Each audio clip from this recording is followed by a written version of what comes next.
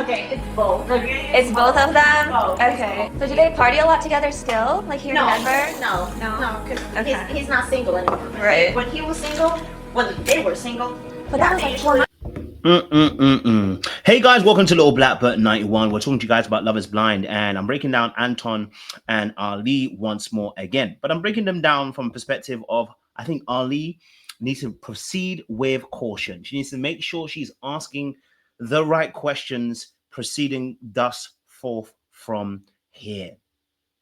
I don't think Anton's going to cheat or do any of those kind of things, but what she needs to make sure is, do their values actually align? This is more of a compatibility issue than anything of maybe he will do something bad or anything to her. I don't think that's the case. I think this is more of a compatibility issue. But compatibility is a massive thing in relationships. And when we ignore those red flags that are screaming at us about our compatibility, which is our values and our attitudes, and, you know, do you want 4 kids or 3? Do you want, what's your faith? You know, what's your view on finances? You know, these are big compatibility issues, and how we see our lifestyle, where do we want to live? Right? When we miss those compatibility aspects, we find ourselves struggling in a relationship because our visions are not aligned. What we found out was Anton wasn't being all the way honest. In some regards, he was actually lying about his past. He didn't tell the full spectrum of truth about the way that he used to behave. Maybe he felt embarrassed. Maybe he felt shamed. We've all been there before, where you don't feel emotionally safe enough within yourself, and you can't be your authentic self to tell the truth about how you behaved. We saw him, how he shut down his friend in the conversation by saying, hey, don't tell that piece of information just yet because I haven't really shared that with her.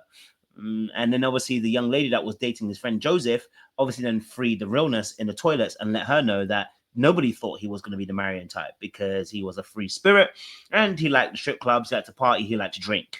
Those are the things that she does not like. So actually they're not very compatible. And lets us know, what kind of conversations were they having in the pods? Was he lying in the pods, or was she not asking the right questions? Either way, we're here now. And actually, I love the way she handled it by saying, we'll talk about this later. So let's break this down a little bit more, because I want you to understand that it's more than him withholding information that's a problem. The information being withheld is actually a compatibility issue. She's already stressed what kind of life that she requires. Will she ignore this because of money? Will she ignore it because of the lifestyle she could live? Will she ignore it because he can pay bills? That could be a possibility, and that could also be the regret she may face. But let's break it down. Before we do me a massive favor, like, share, subscribe, click on that bell button for notification of the uploads. We appreciate you as well. And don't forget to hype the video up as well, okay? All right? If you're enjoying the content and you're learning something from these videos, hype the video up, okay? All right? Don't forget to press that hype button.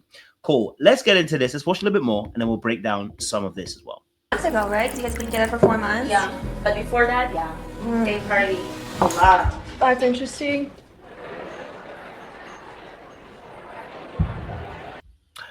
Okay, so before I get a copyright and they tell me something about this, we saw with Anton and Ali last episodes. I kind of broke them down and said about how she is talking about money and kind of testing him. Well, Anton obviously in this episode, this time round, showed that he had omitted information. And the key thing here is, can you change your behavior overnight? Most people cannot.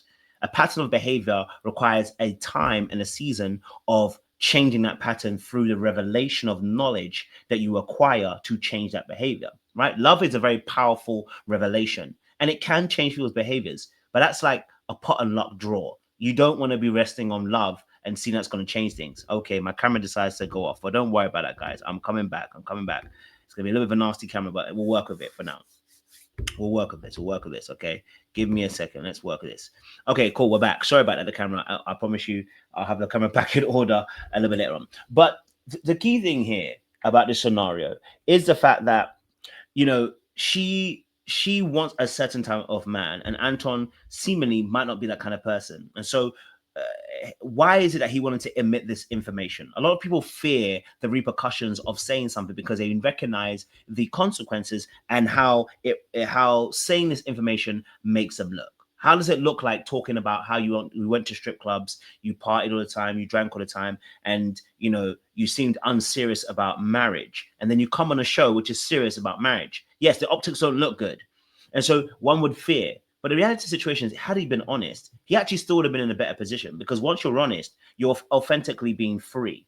And actually, you're not having to play a character, which will then lead you to bad results rather than good ones. Because see, once you're playing a character, your results can be very much skewed.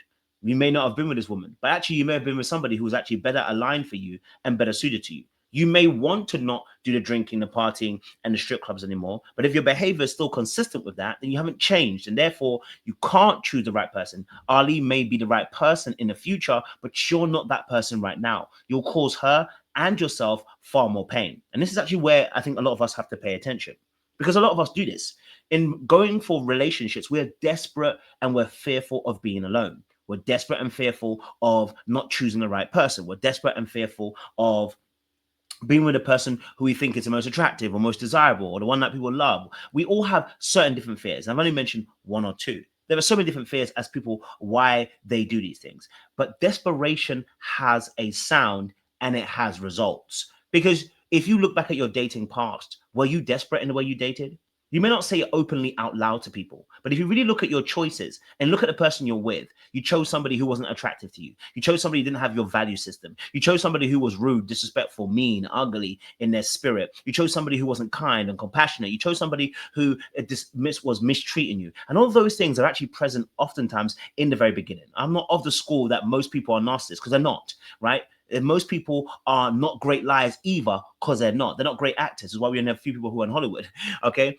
Most people are really bad liars. And when we ourselves are not being true and authentic to our actual wants and needs, we tend to get duped. You know, scams happen because people have a fantasy in their mind. They ignore the red flags. They ignore the cautionary tale. And because they are desperate to get the result that they want, they're willing to ignore what's right in front of them. They'll go past the stop sign, they'll go past the caution sign, and that's what ends up happening and hurting you. So if you're one of those people, usually that comes from a place of low self-esteem and low self-worth. And I know you don't want to admit that to yourself as you're watching this, but I want to let you know that it's okay to be not okay, as Jesse J would say. It's okay not to be okay. It's okay to not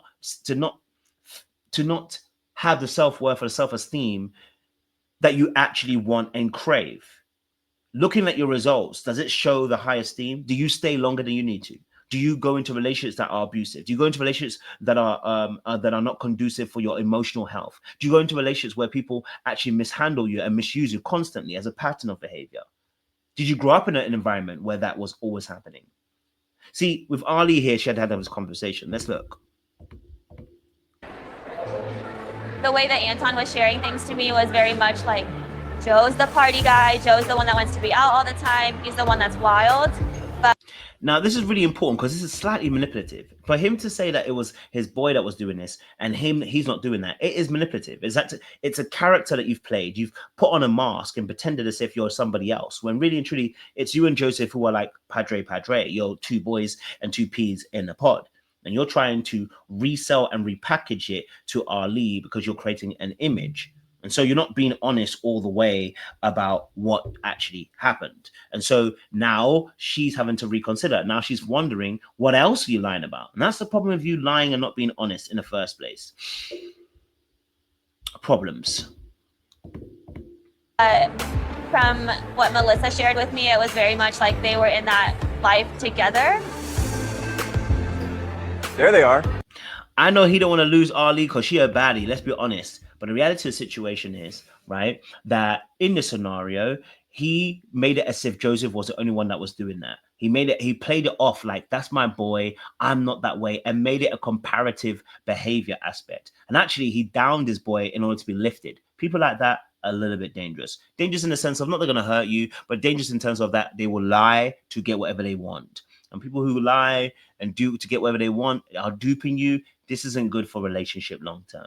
I think we all know that already. Okay. So for me personally, this is where Ali needs to take her time and really move through this slowly. Don't try to rush the decision. Don't try to rush back into making it normal. Take your time. Now is the time to start saying, let's slow it down a little bit. Let's really ask some real questions. Let me get to know you on a deeper level, because what I've heard from you, I loved it. But I recognize there's another part of your life that you haven't shared with me. And I really need you to start sharing those parts of your life with me, because I need to have an understanding. I know you may feel like you've gone past it, you've moved past that life, but we don't know the complete person who you are when you don't actually share those parts of you. Many times I've dated women who also will do those same things as well. They'll tell you a part of their life, but not some other parts. They feel embarrassed or they feel shamed, and they tell you, I can tell you this thing when we get a little bit more deeper. And they do actually. They tell you a little bit deeper, and it's not even that bad. It's like, things that happen to people, and it's understandable, right?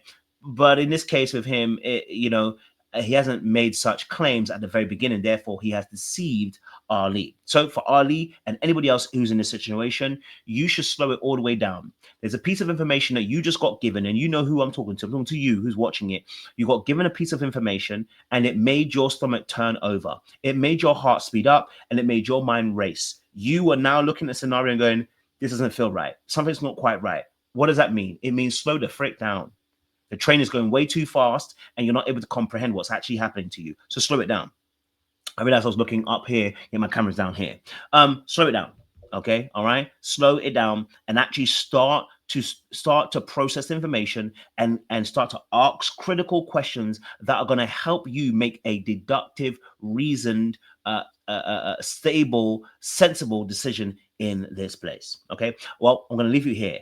I think I've said enough. Make sure you guys are liking, you're sharing, and you're subscribing to the channel. And if you're somebody who's been in these kind of situations and you're not sure how to trust your discernment in such scenarios, and this is a great time to reach out to me, because a lot of times not being able to trust your discernment is coming from a place that your voice has been lost, and your sense of choosing to be right has been robbed from you from childhood due to certain circumstances, such as parents being overbearing and over controlling, past relationships where you keep on getting a wrong one wrong, which I still think relates back to childhood. And we can start working on that, uprooting, challenging it, and starting to give you new information to begin to operate in a new way as well. So make sure you guys are liking, you're sharing, you're subscribing, and you're clicking on that wonderful bell button for notifications of the uploads. We'll see you again very, very soon. Don't do anything I wouldn't do. It's not a lot I wouldn't do. Little black book, you know what time it is.